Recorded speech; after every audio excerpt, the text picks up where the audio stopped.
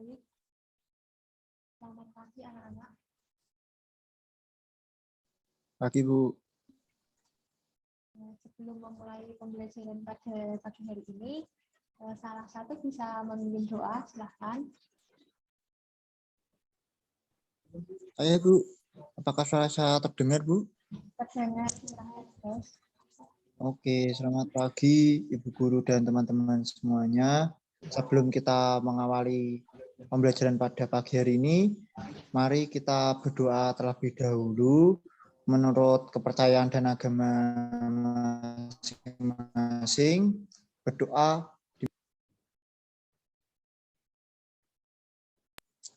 selesai. Baik, terima kasih Bagas sudah memimpin doa. Untuk yang selanjutnya, Ibu akan mengabsen terlebih dahulu ya. Yang pertama, Bagas, apakah sudah hadir? Hadir, Bu. Permanisa?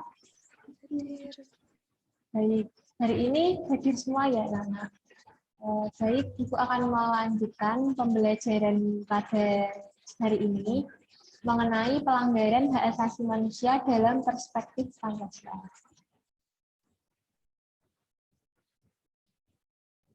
Next, dan nanti kita akan belajar di sini itu ada yang pertama ada materi, yang kedua ada kuis, dan yang ketiga ada game. Nah, apa yang akan dipelajari pada pagi hari ini? Yang pertama itu ada pengertian dari pelanggaran hak asasi manusia. Yang kedua itu ada faktor-faktor yang mempengaruhi pelanggaran hak asasi manusia. Yang ketiga itu ada jenis-jenis dan contoh. Dan yang terakhir itu ada upaya pencegahan pelanggaran hak asasi manusia. Nah, untuk yang sebelumnya, minggu lalu Ibu sudah menjelaskan mengenai pengertian HAM ya. Di sini apakah masih ada yang ingat hak asasi manusia itu apa?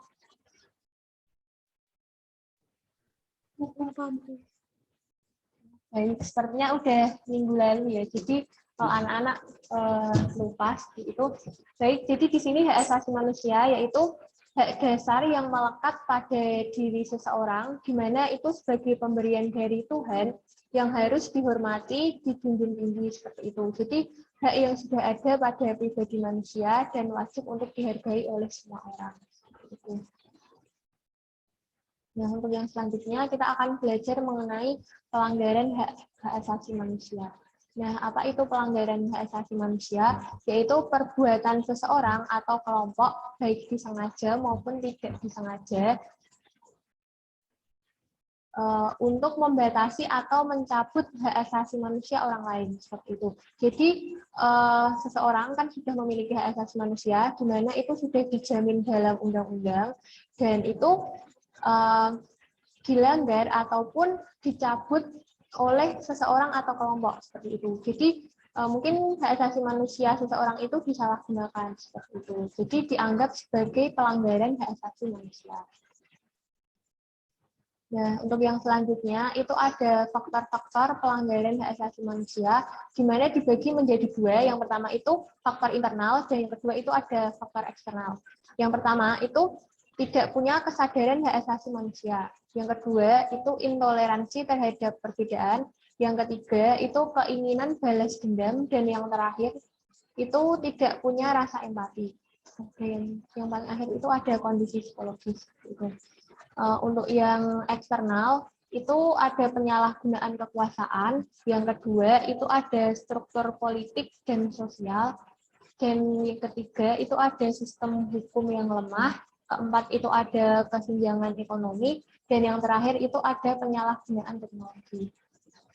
Nah, ini untuk yang selanjutnya itu ada jenis-jenis pelanggaran hak asasi manusia, di mana dibagi menjadi dua, yaitu HAM ringan dan HAM berat. Di mana HAM ringan itu pelanggaran yang tidak mengancam seseorang, tidak mengancam nyawa seseorang, namun dapat merugikan orang lain seperti itu. Jadi mungkin tidak berkaitan dengan pembunuhan ataupun masalah yang lain, namun itu secara tidak langsung dapat merugikan orang lain. Dan yang kedua itu ada HAM berat, di mana perilaku yang bisa mengancam nyawa seseorang. Jadi secara langsung itu dapat mengancam nyawa seseorang. Nah, untuk yang selanjutnya, itu ada contoh dari HAM ringan. Yang pertama itu orang tua yang memaksakan kehendaknya kepada anak. Ini sudah jelas-jelas, misal memaksakan sekolah ataupun mungkin masalah yang lain seperti itu. Yang selanjutnya ada perlakuan tidak adil dalam persidangan. Yang ketiga itu ada tidak mendapat layanan pendidikan dan kesehatan yang setara. Jadi mungkin adanya pendidikan ataupun fasilitas kesehatan yang tidak adil bagi semua orang. Dan yang terakhir itu tidak mendapatkan keadilan sosial di tengah masyarakat. Jadi ada sedikit konflik ataupun mungkin di dalam masyarakat itu ada kesenjangan sosial. Jadi secara tidak langsung ada seseorang yang tidak mendapatkan keadilan di masyarakat tersebut. Untuk yang selanjutnya itu ada HAM berat. Nah, contohnya itu ada kejahatan genosida. Yang kedua itu ada kejahatan kemanusiaan. Yang selanjutnya ada kejahatan perang dan yang terakhir itu ada kejahatan agresi. Nah, untuk yang selanjutnya ada contoh pelanggaran dari hak asasi manusia. Yang pertama itu ada pembunuhan massal terhadap 40.000 orang di Sulawesi Selatan. Seperti itu. Nah, ini sudah jelas ya. Kapan terjadinya itu tanggal 12 Desember dan dipimpin oleh Kapten Misteri. Yang kedua itu ada pembunuhan 431 penduduk Rawagede oleh tentara Belanda. Nah, ini sudah jelas terjadinya pada tanggal 5 Desember 1947. Yang ketiga itu ada kerusuhan Tanjung Priok tanggal 12 September 1984. Yang terakhir itu ada penyerbuan kantor Partai Demokrasi Indonesia atau PDI di Jakarta pada tanggal 27 Juli 1996 atau peristiwa Kuda Tuli. Nah, untuk yang selanjutnya ini ada video terkait peristiwa bom Bali. Mungkin anak-anak bisa melihat dan nanti di akhir akan Ibu berikan tugas untuk dikumpulkan minggu depan. Silahkan dilihat dulu.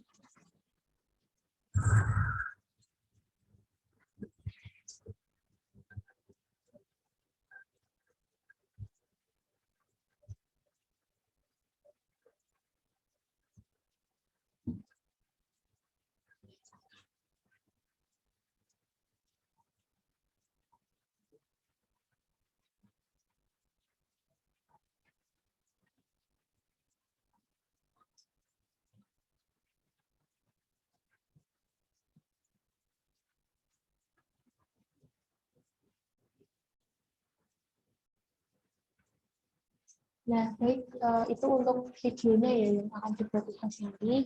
Untuk yang selanjutnya, yaitu ada upaya pencegahan. Jadi, terkait pelanggaran hak asasi manusia tadi, itu ada upaya pencegahannya. Nah, bagaimana? Yang pertama itu penegakan demokrasi dan supremasi hukum. Ini sudah jelas ya bahwa mungkin peraturan hukum di Indonesia harus lebih ditegaskan lagi, sehingga dapat meminimalisir pelanggaran hak asasi manusia. Untuk yang selanjutnya itu meningkatkan kualitas pelayanan publik untuk mencegah berbagai bentuk pelanggaran HAM. Ini mungkin terkait dengan kepolisian ataupun terkait aparat-aparat yang lain sehingga dapat mencegah segala bentuk pelanggaran HAM. Mungkin saat ini yang sedang banyak juga. Untuk yang selanjutnya itu ada meningkatkan pengawasan dari masyarakat dan lembaga politik terhadap upaya penegakan HAM yang dilakukan oleh pemerintah. Nah, itu juga mungkin harus meningkatkan adanya pengawasan ke masyarakat sehingga dapat meminimalisir pelanggaran HAM yang sudah banyak terjadi saat ini. Seperti itu. Yang selanjutnya itu ada meningkatkan pemahaman mengenai prinsip HAM ke masyarakat. Jadi mungkin ini bisa dilakukan dengan adanya sosialisasi ataupun kegiatan-kegiatan lain. Mungkin dari lembaga pendidikan sendiri, itu dari lembaga formal seperti sekolah ataupun perguruan tinggi atau lembaga non formal seperti mungkin bisa memberikan pengarahan ataupun sedikit sosialisasi seperti itu terkait bagaimana itu hak asasi manusia sehingga mereka juga dapat mengetahui ataupun dapat mencegah agar tidak terjadi pelanggaran HAM seperti itu. Untuk yang terakhir itu ada meningkatkan profesionalisme seluruh lembaga keamanan dan pertahanan negara. Nah, ini sudah jelas ya. Jadi seluruh lembaga ataupun aparat yang ada di Indonesia ini harus meningkatkan kinerjanya seperti itu untuk mendukung ataupun mencegah pelanggaran hak asasi manusia seperti itu. Nah, yang selanjutnya di sini ada kuis mengenai materi yang sudah Ibu jelaskan tadi ya. Mungkin nanti ada salah satu siswa yang dapat menjawabnya. Nah, ini soalnya di bawah ini yang termasuk contoh kasus pelanggaran HAM berat adalah yang pertama, kelalaian petugas puskesmas memberi obat kadaluarsa. Yang kedua, ada penculikan aktivis tahun 1998. Yang C itu ada pemberian vaksin kosong pada masyarakat. Dan yang D itu ada bullying di salah satu sekolah. Nah, ini jawabannya apa ya? Mungkin salah satu bisa menjawab.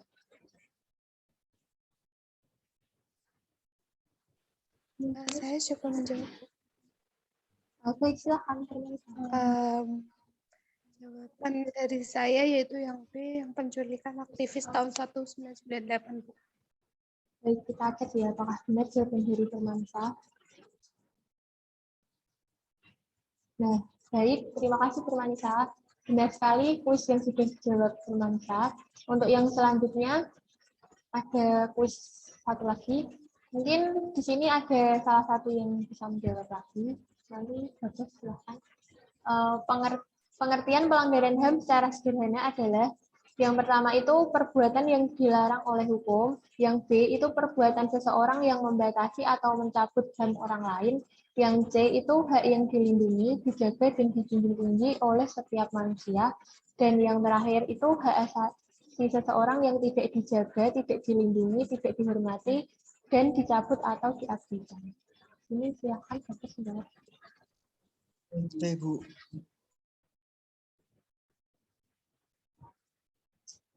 Kurang tepat ya begitu ya jawabannya. Mungkin kita bisa cari bersama jawabannya apa. Pengertian pelanggaran HAM secara sederhana. Nah, ini coba ya kita cek satu persatu. Yang A. Salah. Sebenarnya semua jawabannya hampir sama, cuman di sini kita mencari intinya yang paling sederhana dulu. Yang B. Nah, itu juga salah. Berarti di sini Bagus tadi sudah menjawab C ya. Berarti jawabannya B. Nah, baik. Jawabannya B yang paling tepat. Next.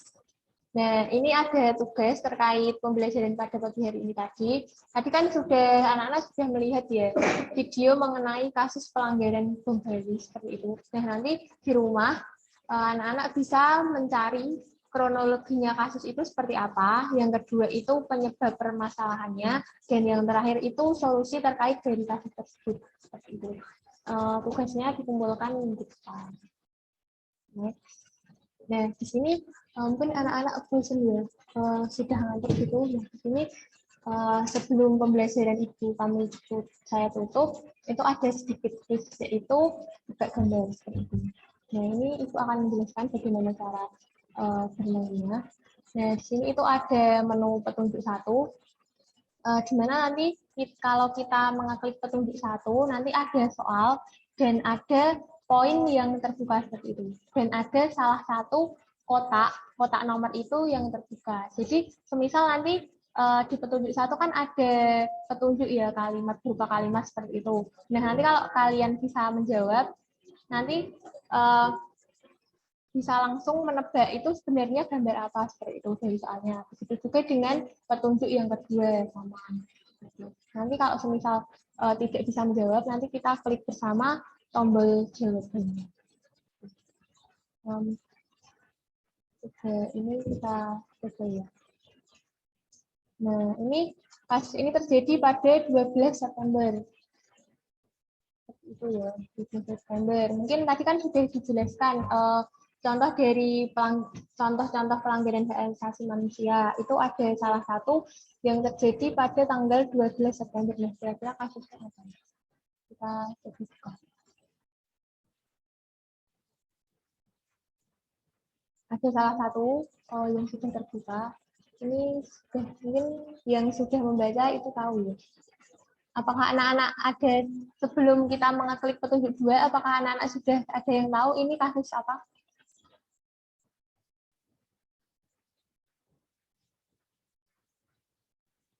Sudah ada yang tahu belum? Nah, baik, kita lanjut akan mengeklik petunjuk yang kedua. Nah, ini terjadi di Jakarta oleh tokoh yang bernama, ya, mungkin anak-anak masih belum paham, kita next aja. Nah, ini sebenarnya gambarnya sudah jelas anak. Ini kira-kira apa ya? Kasus apa? Mungkin Permanisa sudah tahu belum? Belum tahu, Bu. Oh, baik, ya udah. Ini kan kita nyoba ya. Jawabannya apa seperti itu, kita klik tombol jawabannya. Nah, jawabannya adalah kasus Tanjung Priok seperti itu. Nah, ini sudah terbuka semua kolom-kolomnya. Nah, jadi sudah jelas ini tragedi Tanjung Priok seperti itu. Jadi terjadi di Jakarta pada tanggal 12 September seperti itu. Nah, itu sedikit games dari itu ya, biar kalian tidak ngantuk. Nah, mungkin sampai di sini dulu pembelajaran itu pada pagi hari ini. Semoga bermanfaat bagi kalian sebelumnya. Sebelum menutup pembelajaran pada pagi hari ini, mungkin salah satu bisa memimpin doa. Bisa, Bu. Untuk menutup kelas pada siang hari ini, kita tutup dengan doa, berdoa menurut agama dan kepercayaan masing-masing, berdoa dipersilakan. Berdoa selesai. Terima kasih. Baik, terima kasih Permanisa. Selamat pagi.